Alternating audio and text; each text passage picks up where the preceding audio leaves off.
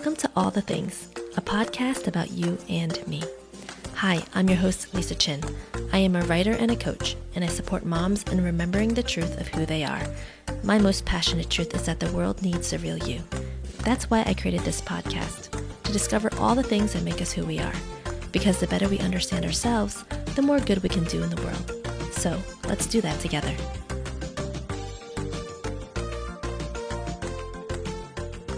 Hello, thank you for joining me today. This is your host, Lisa Chin. I am so excited to welcome you to episode 1 of season 1. Now, before we get started, I wanted to first acknowledge that I am speaking and podcasting from the traditional and unceded territories of the Nipmuc and Massachusetts people. What I'm finding to be very true in my own life is that while the aspirations I have come from a very privileged position, it's not available to everyone. And it is important to ground such conversations with the fact that we are living and steeped in a world of injustices and inequities. And with the United States, that history starts very much with the stolen lands of the Native people and the mass genocides that they have experienced.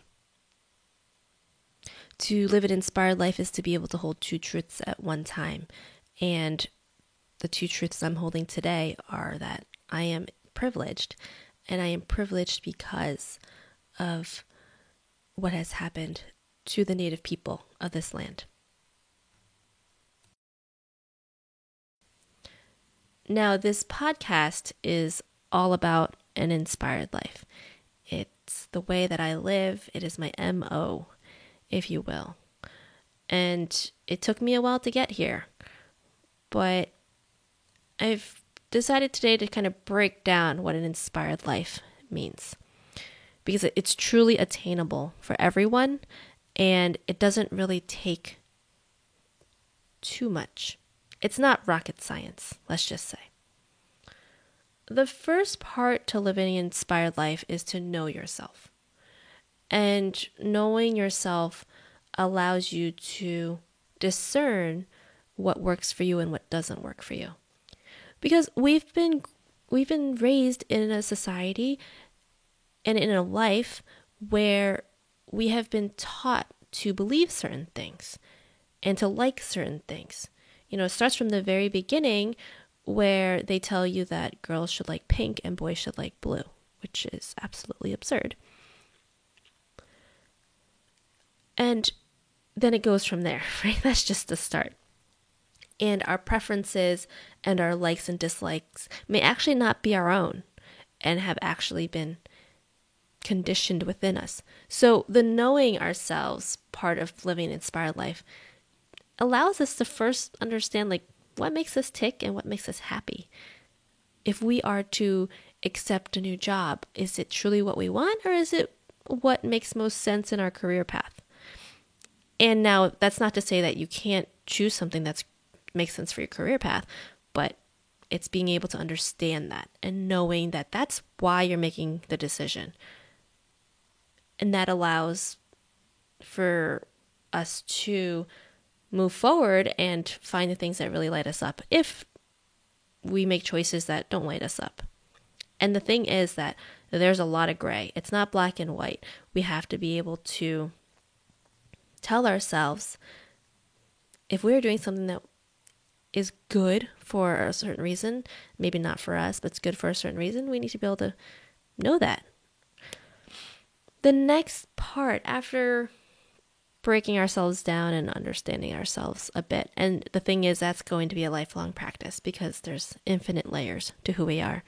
The next part of it is following our curiosities.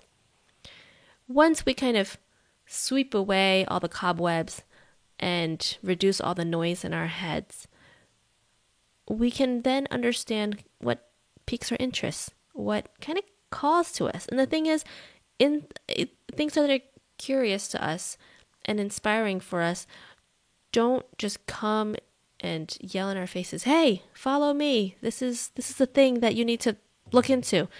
They often kind of appear almost like subtle clues. Like if you ever read a mystery book, which I've only really read children's mystery books to my kids. But even then, there are little clues here and there that, in retrospect, make a lot of sense. But if we are able to follow those curiosities and be curious about the things that come our way, it allows us to really fill out our lives. And the thing with curiosity is that it's very low stakes. If you're curious about something, you can kind of approach it a little more casually than if you were to say, oh, this is the thing. I think about like if I were in college and I was pre-med, which I wasn't, but if I was pre-med and then all of a sudden I was curious about psychology, then there's a difference than if I were to pursue psychology, if I were to switch majors versus if I were just to say, oh, I'll take a couple classes here and there just to check it out. The whole checking it out thing is not a way to approach it.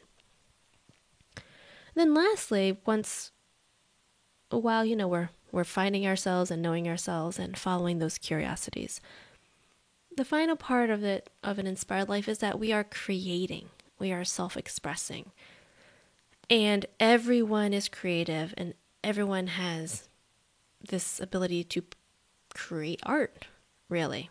And art is kind of a loaded term, but in my following Seth Godin, he's really he has really helped me kind of break down art into kind of its essence. And, society will tell us art is very like avant-garde, or it is worthy of the museums or whatever it is. But, the art that we have in the museums was just everyday life for people thousands of years ago. So who's to say what is actually art, right? When I think of art, I think of it as something that we create that's not replicable. Seth Godin had this great definition of science versus art. And he said, science is replicable. Once we find something in science, the whole goal is to be able to replicate it. Whereas with art, that's actually not the goal. The goal is not to replicate it. And it is the ability to insert kind of our magic into what it is that we do. And what we do will be very different from each other, because that's the whole beautiful thing about living an inspired life. One person's art could be on a canvas or on a stage or with clay or with paper. And those are kind of the traditional things about, traditional views of art. But art can also be in parenting, in solving problems, in landscaping, in organizing. Art is really in the way that we approach life. And I believe that everyone has something within them. And I'm not saying that it's the thing that you create a life, and money and a career from. It's not quite what art is. Art is the thing that calls to be created from within you. That's how I see an inspired life to be. I hope it's something that, if given the opportunity to pursue, someone reaches for it and follows it, because we only get this life. I mean, I believe in the fact that we have had previous lifetimes and we'll have future lifetimes, but we have only this one life. There's been a lot of work that you've put into this life to get to where you are. And we all deserve to self-express and to create and to be inspired and fulfilled. And that's what an inspired life is all about. So I'm so happy that you could join me today. I wanted to end this episode with a reading of a post from my blog. It's called Follow the Breadcrumbs to Inspiration. Inspiration is available to us in the everyday, and it can come from almost anything and everything if we allow it. Inspiration is commonly seen as something that happens to us. It comes from out there, by an intangible source, and just hits us like a bolt of lightning. That is the glossy magazine cover worthy version of inspiration, and I love when that happens.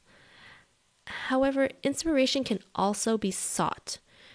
No one wants to hear that with a little legwork you too can be inspired. But it's true. Being inspired does not have to be a passive practice. It can be a choice and a result of following our curiosities.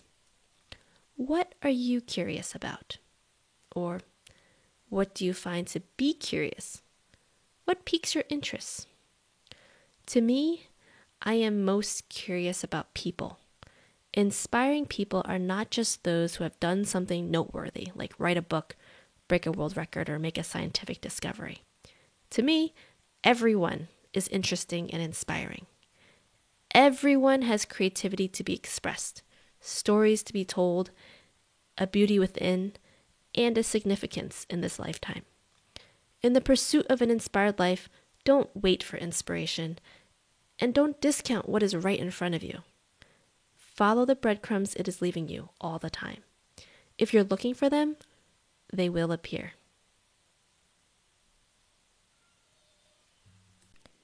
Thank you for listening today.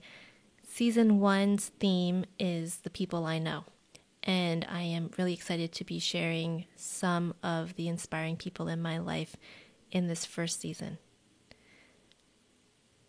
Be sure to follow the podcast, subscribe, and share with a friend if anything here resonated with you. Until then, take care, and I'll see you next time.